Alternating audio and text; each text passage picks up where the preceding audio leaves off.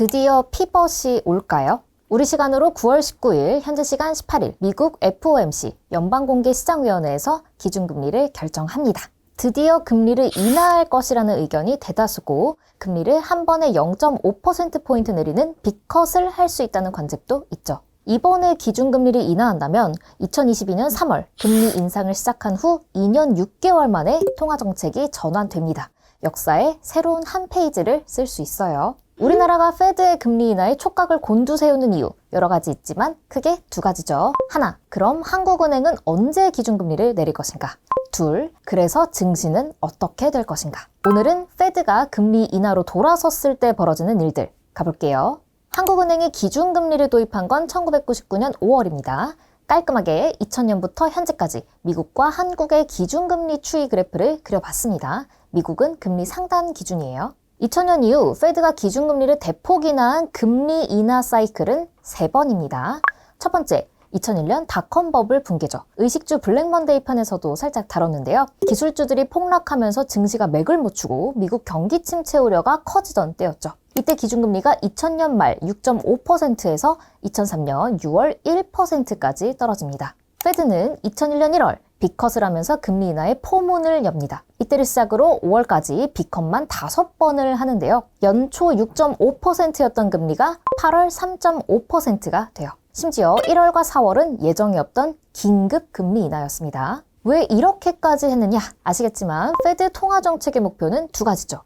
물가 안정과 완전 고용. 완전 고용은 경제가 성장할 때 가능합니다. 하지만 경제가 한번 호황, 불황 이렇게 방향을 정하면 쉽게 틀어지지 않습니다. 막 내달려요. 2001년 미국 2분기 GDP 성장률이 0.2%로 떨어지고 3분기엔 역성장을 합니다. 이때 실업률이 4.9%까지 올라요. 금리 인하를 시작했지만 경기 침체가 이미 본격화된 상황, 증시가 좋을 수 없었습니다. S&P 500은 2001년 1월부터 8월까지 15% 넘게 떨어져요.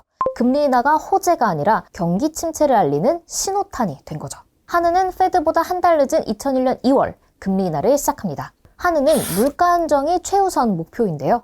이때 발표를 보면 경기가 빠르게 둔화되면서 물가 상승 압력이 해소되고 있다는 내용이 있습니다. 한은은 이때 페드보다는 금리 인하 폭도, 횟수도 소극적이었습니다. 2월, 7월, 8월 이렇게 3번 인하하고 인하폭도 0.25%포인트로 페드보다 작았습니다. 한은과 페드가 보조를 맞춘 건 9.11 사태 직후였죠. 모두 긴급으로 금리를 빅컷 인하합니다. 페드의 두 번째 금리 인하 사이클은 서브프라임 모기지 사태예요. 2007년 8월 5.25%였던 기준금리가 2008년 말 0.25%까지 떨어지죠. 2003년 이후 저금리 기조에 당시 부시 행정부가 내 집 마련을 장려하면서 서브프라임 모기지, 비우량 주택담보대출을 금융기관들이 남발하고 있었습니다. 지금 우리나라처럼 부동산 불패 신화가 유행하던 때였어요. 자산시장에 버블이 끼니까 페드가 2004년부터 금리를 슬슬 올리죠. 5.25% 거의 지금 같은 고금리가 2006년 6월부터 1년 3개월 동안 유지됩니다.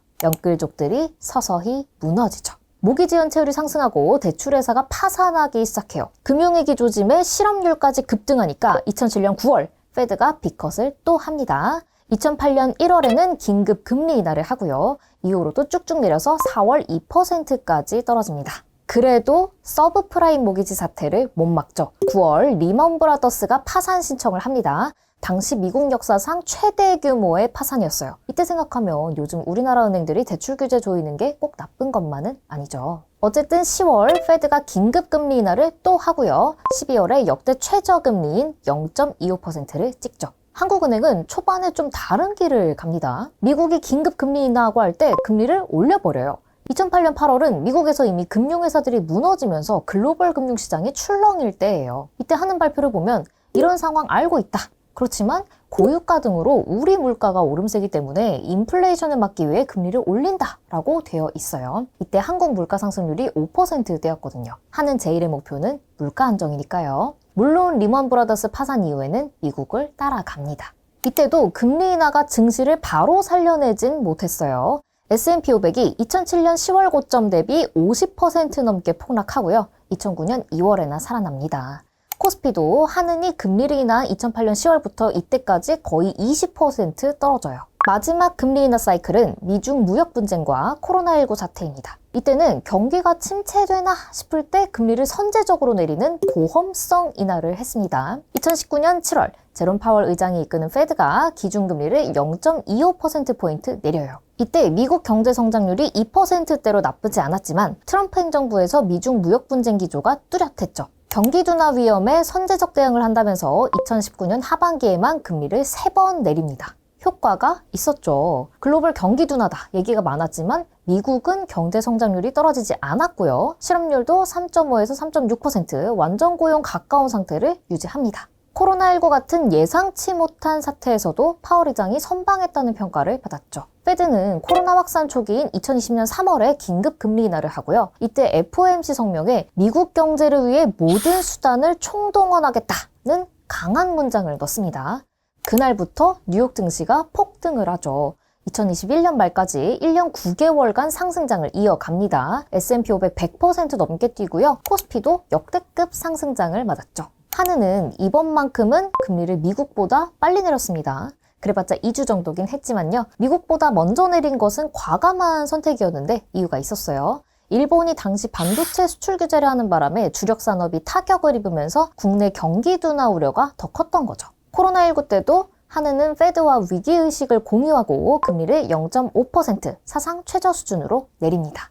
페드가 이번에 금리를 인하하면 글로벌 주식시장에 호재가 될까요? 파월 의장이 이끌었던 2019년과 2020년처럼 선제적 금리 인하일 수도 있지만 두 번의 금융위기에서 보셨던 페드의 금리 인하는 경기 침체의 위험이 간과할 수 없는 수준이라는 의미일 수도 있습니다. 미국 경기가 침체되면 뉴욕 증시가 힘을 잃고 결국 국장에도 타격이 가겠죠. 시장에 연준에 맞서지 말라는 격언이 있다는 거 기억하세요.